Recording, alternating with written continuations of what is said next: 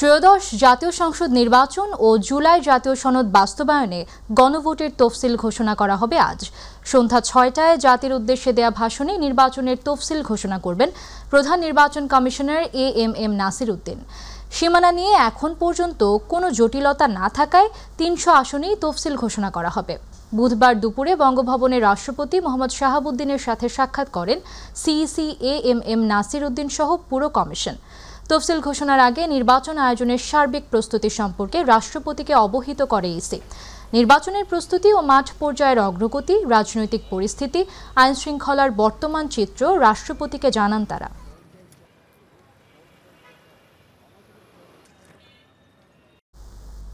রাজশাহীতে গভীর নলকূপের গর্তে পড়ে যাওয়া শিশুকে উদ্ধারে কাজ করছে ফায়ার সার্ভিসের সদস্যরা। ইতোমধ্যে ৩টি এক্সকেভেটর দিয়ে পাশে ৪০ ফুট গভীর একটি গর্ত তৈরি করে প্রাথমিক কাজ শেষ করা হয়েছে। এখন মূল গর্ত পর্যন্ত পৌঁছাতে দমকল কর্মীরা উদ্ধার অভিযান শুরু করেছে। বুধবার দুপুর ১:৩০টার দিকে রাজশাহীর তানোরে সাজিদ নামের ২ বছর বয়সী শিশুটি গভীর গর্তে পড়ে যায়। শিশুটি তার মায়ের হাত ধরে কেটে নেওয়া ধানের খেতে হাঁটছিল। হঠাৎ সে গর্তে পড়ে যায়। এরপর থেকে পুরো উপজেলা জুড়ে ছড়িয়ে পড়ে উৎকণ্ঠা।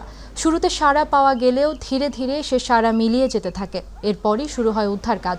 ঘটনাস্থলে প্রস্তুত রাখা হয়েছে অ্যাম্বুলেন্স ও জীবন রক্ষাকারী সরঞ্জাম।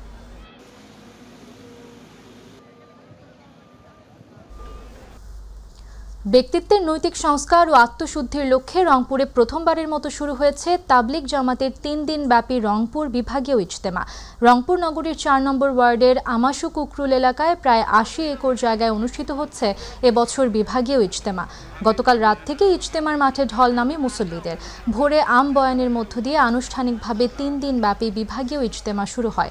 উদ্বোধনী বয়ান পেশ করেন মাওলানা আব্দুল কাদের। শুক্রবার জুম্মার নামাজে নিয়মিত অংশগ্রহণকারীদের পাশাপাশি অতিরিক্ত লক্ষাধিক মুসল্লি অংশ নেবেন বলে ধারণা করছেন আয়োজকরা।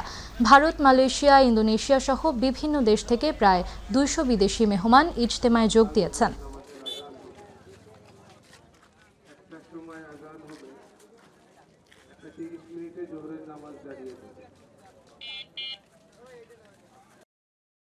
দর্শক, এই মুহূর্তে রংপুর থেকে ইজতেমার খবর জানাতে সরাসরি যুক্ত হচ্ছেন প্রতিনিধি মাহমুদুল হাসান।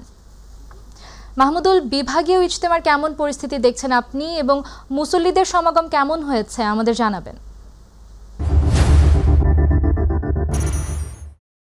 আজকে ফজরের পরে যে আমবয়ানের মধ্য দিয়ে যে রংপুর বিভাগীয় যে ৩ দিনের যে ইজতেমা সেটি কিন্তু আজকে শুরু হয়েছে। তবে আমরা দেখেছি যে গতকাল থেকেই কিন্তু এই ইজতেমাকে ঘিরে ধর্মপ্রাণ মুসলমানরা তারা কিন্তু তাদের যে এই ইজতেমায় যোগদান করতে কিন্তু আমরা দেখেছি রংপুর বিভাগের ৮টি জেলার এবং বিভিন্ন উপজেলা থেকে কিন্তু মানুষজন গত রাত্রেই কিন্তু এসে তাদের যে অবস্থান সেটি কিন্তু নিয়েছে এবং আজকে ফজরের পরে যে আমবয়ানের মধ্য দিয়ে যে তাদের কর্মসূচি ইজতেমার সেটি কিন্তু আরম্ভ করেছেন এবং ধর্মপ্রাণ মুসলমানরা তাদের যে আত্মশুদ্ধির জন্য মহান আল্লাহ তাআলার নৈকট্য লাভের জন্য যে এই ইজতেমায় কিন্তু তারা এসেছেন। এবং আপনাকে জানিয়ে রাখি যে যারা এই ইজতেমার আয়োজককারী রয়েছে তারা যেটি বলছেন যে এবারের এই বিভাগীয় ইজতেমা সুন্দরভাবে পাড়ি দিতে কিন্তু তারা তাদের স্বেচ্ছাসেবী সহ বিশেষ করে আইন শৃঙ্খলা রক্ষাকারী বাহিনীর সদস্যরা তারাও নিয়োজিত রয়েছে, বিশেষ করে মেডিকেল টিম রয়েছে, যাতে করে আপনাকে আরেকটি তথ্য জানিয়ে রাখি যে আজকে কিন্তু এই যেহেতু প্রথম দিন ৩ দিনের যে আজকে প্রথম যে বিভাগীয় ইজতেমার দিন আজকে ২ জন মুসল্লি কিন্তু এই ইজতেমায় এসে কিন্তু তারা ২ জন মৃত্যুবরণ করেছেন এবং তাদের জানাজাও কিন্তু এখানে হয়েছে। এরপরে কিন্তু তাদের যে মরদেহ সেটি কিন্তু তার পারিবারিক যে যারা লোকজন রয়েছিলেন তাদের হাতে হস্তান্তর করেছেন। এবং জানিয়ে রাখি যে এই বিভাগীয় ৩ দিনের আজকে যেহেতু প্রথম দিন, এরপর আগামীকালকে শুক্রবার সেখানে জুমার নামাজে এই ইজতেমায় যারা যোগদান ধর্মপ্রাণ মুসলমানদের পাশাপাশি কিন্তু শুক্রবারের দিনে অতিরিক্ত ধর্মপ্রাণ মুসলমানরা তারাও কিন্তু যোগদান করবেন এবং এরপরে যে তাদের যে ইজতেমার কার্যক্রম সেটি কিন্তু চলবে। এরপরে শনিবারে কিন্তু আখিরি মোনাজাতের মধ্য দিয়ে যে এই রংপুর বিভাগীয় যে ৩ দিনের যে ইজতেমা সেটি শেষ হবে। তবে এটি রংপুর নগরীর ৪ নম্বর ওয়ার্ডের আমাশু কুকরুল এলাকায় কিন্তু এখানে প্রায় ৮০ একর জায়গা জুড়ে যে এই রংপুর বিভাগীয় যে ইজতেমা সেটি কিন্তু আজকে শুরু হলো এবং চলবে শনিবার পর্যন্ত। আমাদের এই ছিল আমার কাছে রংপুর বিভাগীয় ইজতেমা থেকে সর্বশেষ। মাহমুদুল, আপনাকে ধন্যবাদ। দর্শক, রংপুর থেকে বিভাগীয় ইজতেমার খবর জানাতে সরাসরি যুক্ত ছিলেন প্রতিনিধি মাহমুদুল হাসান। চলে যাচ্ছে পরবর্তী সংবাদে। সিলেটে ও মৌলভীবাজারে মধ্যরাতে মাত্র ৫ মিনিটের ব্যবধানে ২বার মৃদু ভূমিকম্প অনুভূত হয়েছে। বাংলাদেশ আবহাওয়া অধিদপ্তরের ওয়েবসাইট সূত্রে জানা যায়, প্রথম ভূকম্পনটি বুধবার রাত 2:50 31 সেকেন্ডে অনুভূত হয় এবং এর মাত্রা ছিল 3.5। এর পরপরই রাত 2:55 14 সেকেন্ডে আবারও কেঁপে ওঠে সিলেট ও মৌলভীবাজারের আশপাশের এলাকা। পরেরটির মাত্রা ছিল 3.3। আবহাওয়া অফিসের সহকারী আবহাওয়াবিদ ফারজানা সুলতানা জানান, প্রথম ভূমিকম্পের উৎপত্তিস্থল ছিল সিলেটের বিয়ানীবাজারে ও দ্বিতীয়টির উৎপত্তিস্থল মৌলভীবাজারের বড়লেখায়। তবে ভূকম্পনের মাত্রা মৃদু হওয়ায় কোনো ক্ষয়ক্ষতির খবর পাওয়া যায়নি। ব্রাহ্মণবাড়িয়ার বিজয়নগরে সরাইল 25 বিজিবি ব্যাটালিয়নের পৃথক অভিযানে প্রায় 1 কোটি টাকার ভারতীয় পণ্য ও মাদকদ্রব্য উদ্ধার করেছে বিজিবি। সরাইল 25 বিজিবির অধিনায়ক লেফটেন্যান্ট কর্নেল আব্দুল জাব্বারের পাঠানো সংবাদ বিজ্ঞপ্তি থেকে জানা যায়, ভোরে উপজেলার ইসলামপুর এলাকায় অভিযান চালানো হয়। অভিযানে প্রায় 92 লাখ টাকার ভারতীয় চকলেট, 3 পিস, ওড়না, চশমা ও পাঞ্জাবি জব্দ করা হয়। বুধবার রাতে আমতলী এলাকা থেকে 10 লাখ টাকা মূল্যের মোবাইল ফোন ডিসপ্লে জব্দ করা হয়। রাত 9:45টার দিকে নোয়াবাদী এলাকার অভিযানে 24 কেজি গাঁজা ও 29 বোতল মদ জব্দ করা হয়। চট্টগ্রামের মিরসরাইয়ের বারৈয়ারহাটে পৌরসভায় দুই পক্ষের সংঘর্ষে মোহাম্মদ তাহমিদুল্লাহ নামে এক যুবক নিহত হয়েছে। বুধবার রাত 1টার দিকে চট্টগ্রাম মেডিকেল কলেজ হাসপাতালে চিকিৎসাধীন অবস্থায় তার মৃত্যু হয়। পুলিশ জানায়, বুধবার সন্ধ্যায় বারৈয়ারহাট বাজারে দুই ভাইয়ের সালিশ চলাকালে বসা নিয়ে কথা কাটাকাটির জেরে ছাত্রদলের দুই পক্ষের মধ্যে সংঘর্ষ বাধে। এ সময় ধারালো অস্ত্রের আঘাতে গুরুতর আহত হন তাহমিদ। স্থানীয়ভাবে চিকিৎসার পর তাকে চমেকে আনা হলে নিউরোসার্জারি ওয়ার্ডে তার মৃত্যু হয়। পুলিশ ঘটনার তদন্ত করছে। টাঙ্গাইলের ঘাটাইলে মোটরসাইকেল দুর্ঘটনায় 2 জন নিহত হয়েছেন। এ ঘটনায় 1 জন আহত হয়েছেন। বুধবার ঘাটাইল উপজেলার শালিয়াবহ জাঙ্গালিয়া আঞ্চলিক সড়কে এ দুর্ঘটনা ঘটে। ঘাটাইল থানার ভারপ্রাপ্ত কর্মকর্তা 2 জন নিহতের তথ্যের বিষয়টি নিশ্চিত করেছেন।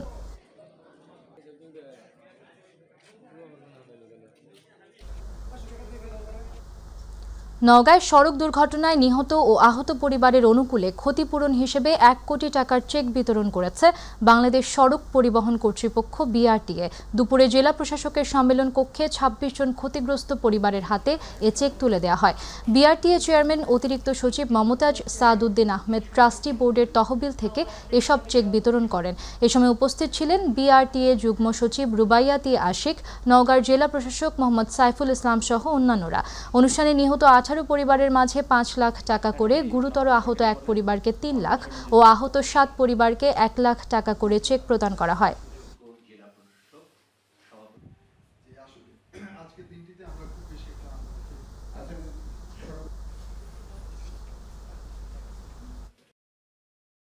গাজীপুরের শ্রীপুরে বীর মুক্তিযোদ্ধা, আইনজীবী ও কলেজ শিক্ষক সহ বিভিন্ন শ্রেণী পেশার 52 জন বিশিষ্ট ব্যক্তি বিএনপিতে যোগ দিয়েছেন। শ্রীপুর মুক্তিযোদ্ধা কমপ্লেক্স মিলনায়তনে গাজীপুর 3 আসনে বিএনপি মনোনীত প্রার্থী অধ্যাপক ডাক্তার এস.এম. রফিকুল ইসলাম বাচ্চুর হাতে ফুল দিয়ে তারা বিএনপিতে যোগদান করেন। শ্রীপুর পৌর বিএনপির আহ্বায়ক হুমায়ুন কবির সরকারের সভাপতিত্বে সদস্য সচিব বিল্লাল হোসেন ব্যাপারীর সঞ্চালনায় যোগদান অনুষ্ঠানে বক্তব্য রাখেন শ্রীপুর উপজেলা বিএনপির আহ্বায়ক আব্দুল মোতালেব, সদস্য সচিব খায়রুল কবির মণ্ডল আজাদ, সদস্য এস.এম. মাহফুল হাসান হান্নান সহ বিএনপি ও অঙ্গ সহযোগী সংগঠনের নেতাকর্মীরা।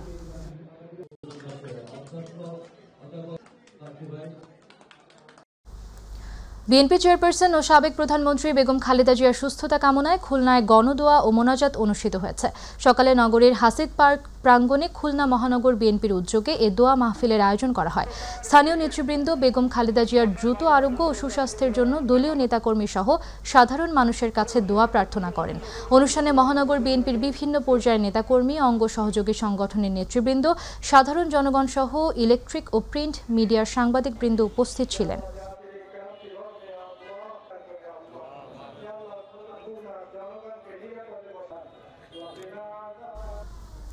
সাবেক প্রধানমন্ত্রী ও বিএনপি চেয়ারপারসন বেগম খালেদা জিয়ার রোগমুক্তি কামনায় নেত্রকোনায় দোয়া ও মিলাদ মাহফিল অনুষ্ঠিত হয়েছে।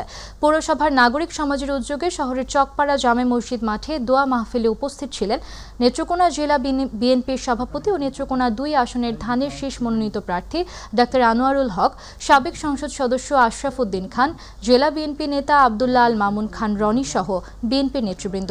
এ সময় বেগম খালেদা জিয়ার সুস্থতার জন্য বিশেষ মোনাজাত করা হয়। গোপালগঞ্জের সাতপাড়ে বিএনপি নির্বাচনী সভা জনসমুদ্রে রূপ নিয়েছে। গোপালগঞ্জ 2 আসনে বিএনপি প্রার্থী ডাক্তার KM বাবর আলীর এই সভায় মানুষের উপস্থিতি ছিল চোখে পড়ার মতো। বোলতলী, শাহপুর, সাতপাড়, রাহুথর ও সিংগা ইউনিয়নের সর্বস্তরের জনগণকে নিয়ে আয়োজিত এই সভায় ডাক্তার বাবর আলী এলাকার সাম্প্রদায়িক সম্প্রীতি ও উন্নয়নের উপর জোর দেন। সাতপাড় ইউনিয়ন বিএনপির সভাপতি যুগল বিশ্বাসের সভাপতিত্বে সভায় আরও বক্তব্য রাখেন গোপালগঞ্জ জেলা বিএনপির সদস্য অ্যাডভোকেট তৌফিকুল ইসলাম সহ অন্যান্যরা।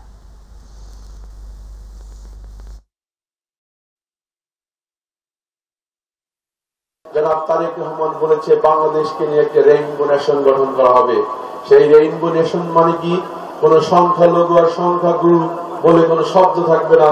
আমরা সবাই বাংলাদেশি, আমরা কাঁধে কাঁধ মিলিয়ে এই দেশে চলবো, এই দেশের উন্নয়ন করবো। বাংলাদেশ জামায়াতে ইসলামের উদ্যোগে দিনাজপুরের বিরামপুরে ছাত্র যুব নাগরিক সমাবেশ ও মিছিল অনুষ্ঠিত হয়েছে। বিরামপুর পাইলট স্কুল বড় মাঠে জামায়াতের জেলা সেক্রেটারি মুহাদ্দিস এনামুল হকের সভাপতিত্বে প্রধান অতিথি হিসেবে উপস্থিত ছিলেন জামায়াতে ইসলামের দিনাজপুর 6 আসনের মনোনীত প্রার্থী আনোয়ারুল ইসলাম।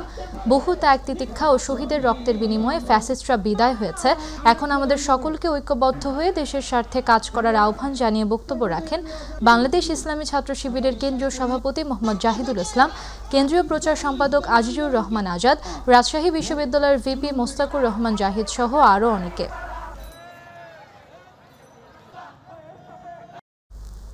নরসিংদীর বেলাবো উপজেলার নবাগত উপজেলা নির্বাহী কর্মকর্তা উম্মে হাফসা নাদিয়া ও বেলাবো থানার officer in charge OC SM Amanullah এর সাথে বেলাবো প্রেস ক্লাবের কর্মরত সাংবাদিকদের মতবিনিময় সভা অনুষ্ঠিত হয়েছে।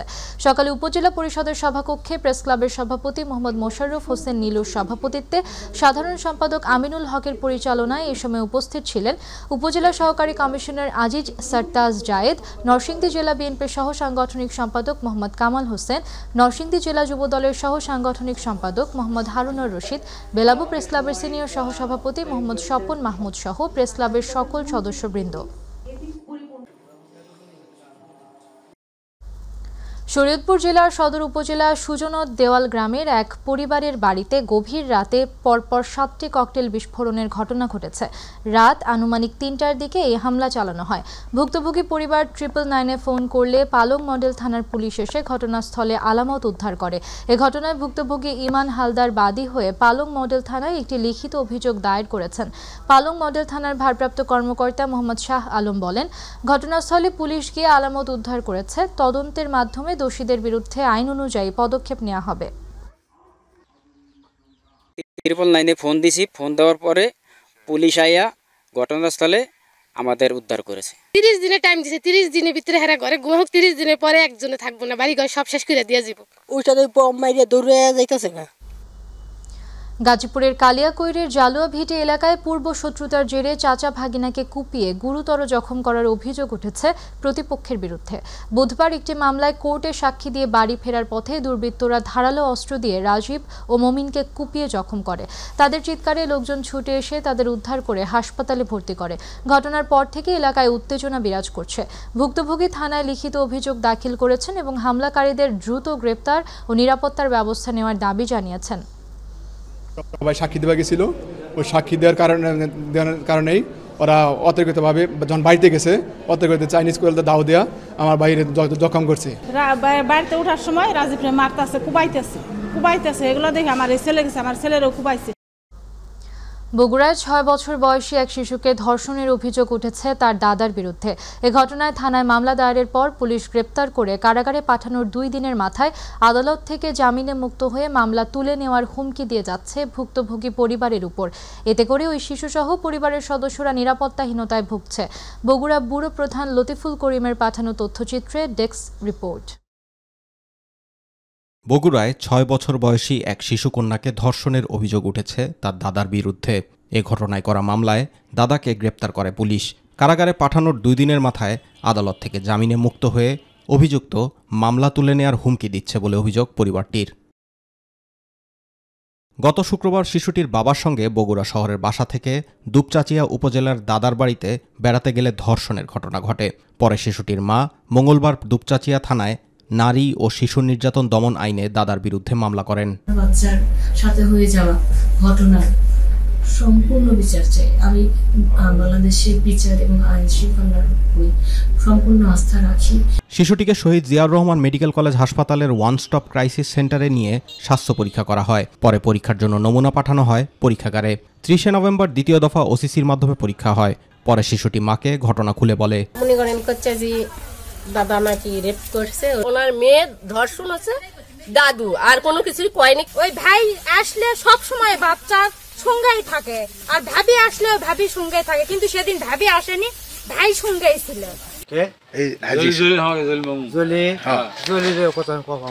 বিষয়টি নিয়ে অভিযুক্ত জলিল মিয়ার কাছে জানতে চাইলে সাংবাদিকদের ম্যানেজ করার জন্য চেষ্টা করেন তিনি।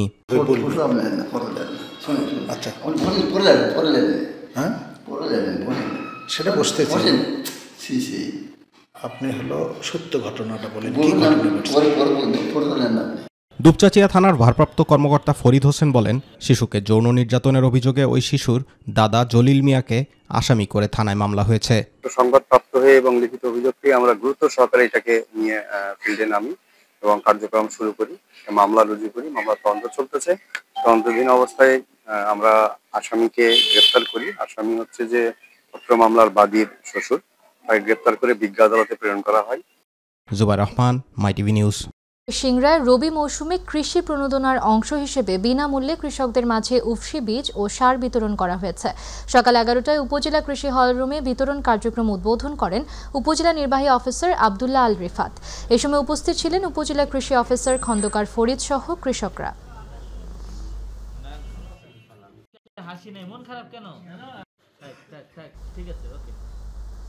কুষ্টিয়ার কুমারখালীতে 2025-26 অর্থ বছরে উফশি ও হাইব্রিড বোরো ধান উৎপাদন বৃদ্ধির লক্ষ্যে কৃষি প্রণোদনা কর্মসূচির আওতায় ক্ষুদ্র ও প্রান্তিক কৃষকদের মাঝে বিনামূল্যে বীজ ও রাসায়নিক সার বিতরণ কার্যক্রমের উদ্বোধন করা হয়েছে। কুমারখালী উপজেলা কৃষি সম্প্রসারণ অধিদপ্তরের আয়োজনে উপজেলা কৃষি অফিসের সামনে উপকরণ বিতরণ কার্যক্রমের উদ্বোধন করেন উপজেলা নির্বাহী কর্মকর্তা ফারজানা আখতার। উপজেলা কৃষি কর্মকর্তা মোহাম্মদ রাইসুল ইসলামের সভাপতিত্বে অন্যান্যদের মধ্যে উপজেলা সিনিয়র মৎস্য কর্মকর্তা মাহমুদুল হাসান, উপজেলা প্রাণী সম্পদ কর্মকর্তা আলমগীর হোসেন, উপজেলা কৃষি সম্প্রসারণ কর্মকর্তা মোহাম্মদ কাউসার আলী সহ অনেকে উপস্থিত ছিলেন।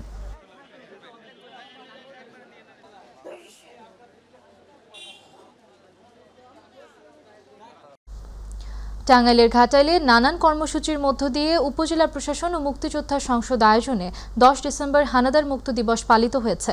এ উপলক্ষে স্থানীয় মুক্তিযোদ্ধা কার্যালয়ের সামনে পতাকা উত্তোলন ও পুষ্পস্তবক অর্পণ করেন। পরে বিশেষ দোয়া অনুষ্ঠিত হয়। দিবসটি উপলক্ষে উপজেলা শহীদ মিনারের সামনে মুক্তিযোদ্ধারা আয়োজনে এক আলোচনা সভা এবং মুক্তিযোদ্ধা কমপ্লেক্স উদ্বোধন দোয়া মাহফিল অনুষ্ঠিত হয়। বীর মুক্তিযোদ্ধা অ্যাডভোকেট মোহাম্মদ মাহবুবুল বাসির চান মিয়া সভাপতিত্বে অনুষ্ঠানে প্রধান অতিথি হিসেবে উপস্থিত ছিলেন উপজেলা নির্বাহী অফিসার মোহাম্মদ আবু সাইদ, সহকারী কমিশনার ভূমি মোজাহিদুর রহমান, ঘাটাইল থানা অফিসার ইনচার্জ মুকসিদুর রহমান, বীর মুক্তিযোদ্ধা শাহনেওয়াজ, বীর মুক্তিযোদ্ধা শামসুল আলম মনি, বীর মুক্তিযোদ্ধা ইমদাদুল হক খান হুমায়ুন সহ নেতৃবৃন্দ। আজ 11 ডিসেম্বর কুষ্টিয়া মুক্তি দিবস। 1971 সালের এই দিনে জেলার চৌরহাসে দখলদার পাকিস্তানি হানাদার বাহিনীর সঙ্গে মুক্তিযোদ্ধা ও মিত্র বাহিনীর সাথে তুমুল যুদ্ধে শেষে কুষ্টিয়া স্বাধীন ও শত্রুমুক্ত হয়। দিবসটি উপলক্ষে জেলায় আজ নানা কর্মসূচি পালন করা হয়। সকাল 10:30টায় কুষ্টিয়া জেলা প্রশাসক চত্বরে জাতীয় স্মৃতিস্তম্ভে পুষ্পস্তবক অর্পণ করে শহীদ মুক্তিযোদ্ধাদের প্রতি শ্রদ্ধা জানান কুষ্টিয়া জেলা প্রশাসক ইকবাল হোসেন। শহীদ বীর মুক্তিযোদ্ধাদের প্রতি শ্রদ্ধা জানিয়েছে জেলা পুলিশ, মুক্তিযোদ্ধা সংসদ সহ সরকারি বেসরকারি দপ্তরের প্রতিনিধিরা। এছাড়া মুক্তিযুদ্ধ সংসদ কুষ্টিয়া জেলা ইউনিটের আয়োজনে র্যালি ও আলোচনা সভা অনুষ্ঠিত হয়। বিভিন্ন কর্মসূচির মধ্য দিয়ে টাঙ্গাইলে হানাদার মুক্তি দিবস পালিত হয়েছে। সকালে শহীদ স্মৃতি পৌর উদ্যান থেকে দিবসটি উপলক্ষে টাঙ্গাইল মুক্তিযোদ্ধা সংসদ সদর উপজেলা ইউনিটের উদ্যোগে বর্ণাঢ্য শোভাযাত্রা বের করা হয়। পরে আলোচনা সভা অনুষ্ঠিত হয়। মুক্তিযোদ্ধা সংসদ কমান্ড টাঙ্গাইল সদরের আহ্বায়ক মোহাম্মদ নুরুজ্জামানের সভাপতিত্বে আলোচনা সভায় বক্তব্য রাখেন জেলা মুক্তিযোদ্ধা সংসদ কমান্ডের আহ্বায়ক আব্দুল খালেক মণ্ডল, মুক্তিযোদ্ধা বুলবুল খান মাহবুব, মুক্তিযোদ্ধা আব্দুল হামিদ মিয়া।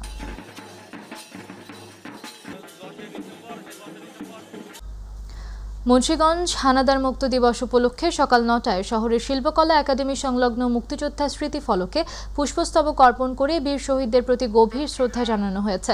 সর্বস্তরের মানুষের অংশগ্রহণে স্মৃতিফলক প্রাঙ্গণ হয়ে ওঠে স্মরণ ও কৃতজ্ঞতার আবেগে গাথা। প্রথমেই জেলা প্রশাসনের পক্ষ থেকে পুষ্পস্তবক অর্পণ করেন জেলা প্রশাসক সৈয়দা নূরমহল আশরাফি।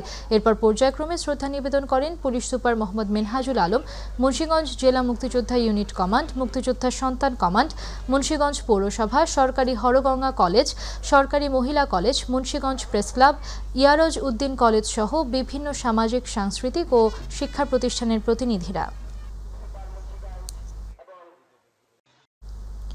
জামালপুরে জেলা পর্যায়ে গ্রাম আদালত কার্যক্রমের অগ্রগতি পর্যালোচনা ও করণীয় শীর্ষক অর্থবার্ষিকী সমন্বয় সভা অনুষ্ঠিত হয়েছে। দুপুরে জেলা কালেক্টরেট সম্মেলন কক্ষে বাংলাদেশ গ্রাম আদালত সক্রিয়করণ তৃতীয় পর্যায় প্রকল্প, স্থানীয় সরকার বিভাগ, স্থানীয় সরকার পল্লী উন্নয়ন ও সমবায় মন্ত্রণালয় এবং জেলা প্রশাসন জামালপুরের আয়োজনে সমন্বয় সভার প্রধান অতিথির হিসেবে বক্তব্য রাখেন জেলা প্রশাসক মোহাম্মদ ইউসুফ আলী। জামালপুর স্থানীয় সরকার শাখার উপপরিচালক মৌসুমী খানমের সভাপতিত্বে অন্যান্যদের মাঝে বক্তব্য রাখেন গ্রাম আদালত সক্রিয়করণ তৃতীয় পর্যায়ে প্রকল্পের জেলা ব্যবস্থাপক মাহফুজা রহমান, সচেতন নাগরিক কমিটি সনাক সভাপতি শামিমা খান, জামালপুর জেলা প্রেস ক্লাব সভাপতি ফজলে এলাহি মাকাম সহ আরও অনেকে।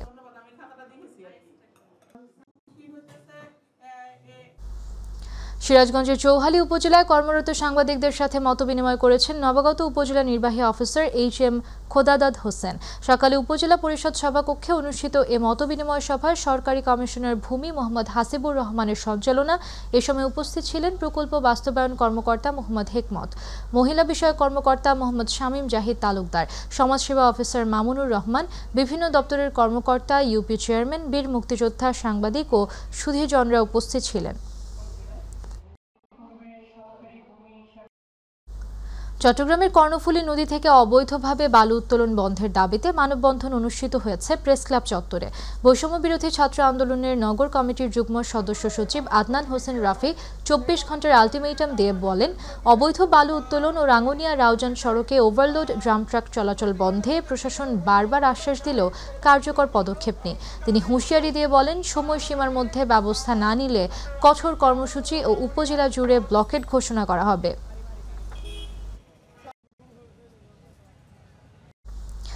আন্তর্জাতিক মানবাধিকার দিবসে চট্টগ্রাম প্রেস ক্লাবের সামনে পিস ইন্টারন্যাশনাল হিউম্যান রাইটসের উদ্যোগে বর্ণাঢ্য শোভাযাত্রা ও মানববন্ধন অনুষ্ঠিত হয়েছে।